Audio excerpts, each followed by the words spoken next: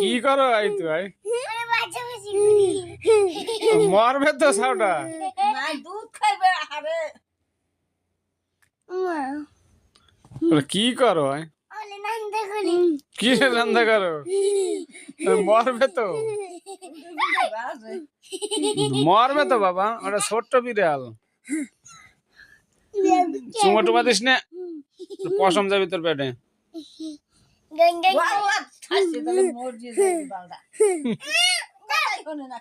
ব্যথা পাবে তো বাবা